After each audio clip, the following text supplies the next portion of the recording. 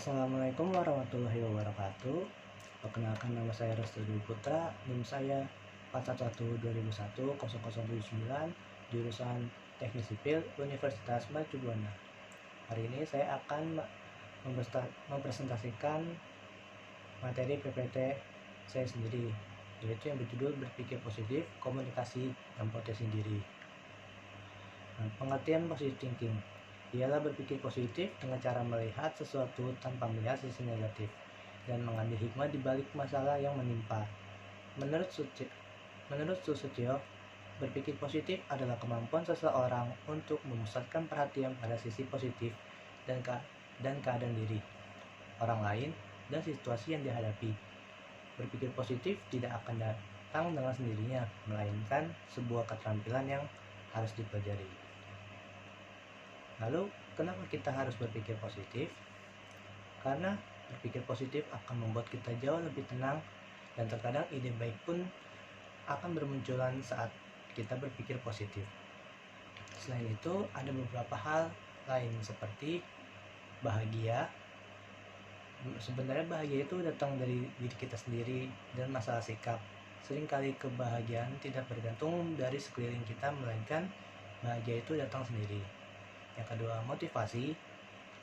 Motivasi adalah sifat yang sangat luar biasa yang dimiliki seseorang karena akan mendorong lebih maju dan rasa semangat lebih membara. Yang ketiga, harga diri. Keempat, kesehatan yang baik. Pikiran akan mempengaruhi metabolisme tubuh, maka dari itu ketika berpikir positif akan merasa lebih sehat dan juga lebih bahagia. Dan yang kelima adalah hubungan yang lebih baik.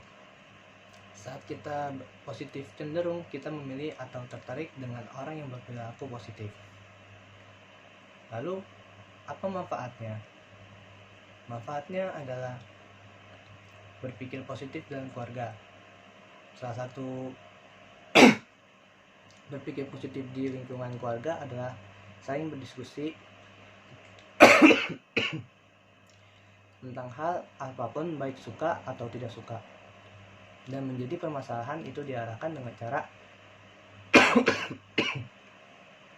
berpikir positif untuk mendapatkan jalan keluar yang lebih baik. Yang kedua, manfaat berpikir positif dalam karir. Yang ketiga, manfaat berpikir positif dalam rumah tangga. Saat berumah tangga bukanlah pencapaian, tetapi keputusan yang tepat. Saat mengambil keputusan juga harus dipikir matang-matang dan secara bersama. Dan yang keempat adalah manfaat berpikir positif dalam finansial. Bagaimana cara meningkatkan berpikir positif? Adapun cara meningkatkan cara berpikir positif seperti meditasi, menulis, bermain, olahraga. Lalu adapun beberapa kegiatan yang membantu untuk mengasah berpikir positif, yaitu membuat daftar tugas, lawan rasa takut, beri waktu sendiri untuk menghilangkan pikiran negatif, belajar menghadapi tantangan, fokus pada hal positif. Yang kedua adalah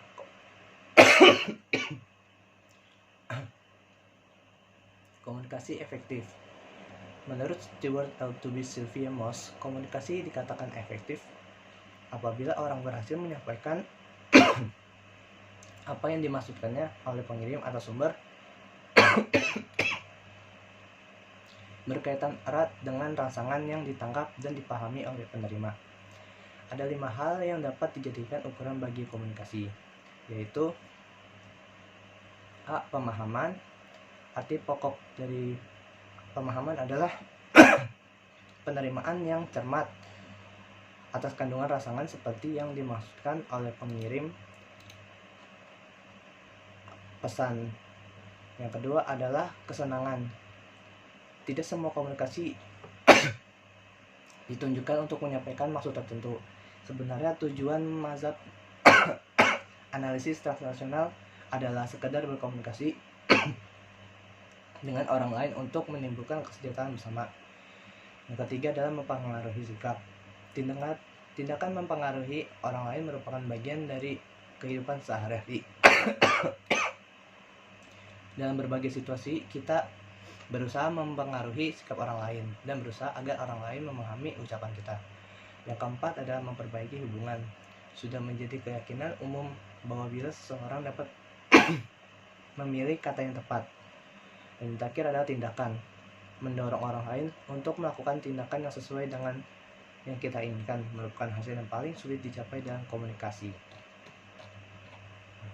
Lalu potensi diri. Potensi diri adalah kemampuan individu yang masih tersimpan dan belum digunakan dengan maksimal. Potensi diri dapat berkembang melalui bakat apapun ataupun usaha, belajar, dan kerja keras sehingga potensi dapat ditunjukkan melalui aksi. Potensi dibagi menjadi dua, yaitu potensi fisik dan potensi mental intelektual. Potensi fisik, seseorang perlu dipelihara secara efektif. Hal ini mencakup seperti pola makan, istirahat yang cukup, relaksasi, dan berolahraga. Potensi mental intelektual berfungsi memecahkan masalah yang sifatnya kognitif, antara lain menganalisa masalah, membuat perencanaan, membuat karya ilmiah, dan lain-lain. Nah, manfaat pengembangan potensi diri yaitu dapat mengenal diri lebih dalam, mengetahui kelebihan dan kekurangan diri kita sendiri, memotivasi diri sendiri, memiliki jenjang kehidupan yang baik, memiliki koneksi terdapat orang lain. Sekian materi dari saya, kurang lebih mohon maaf. Wassalamualaikum warahmatullahi wabarakatuh.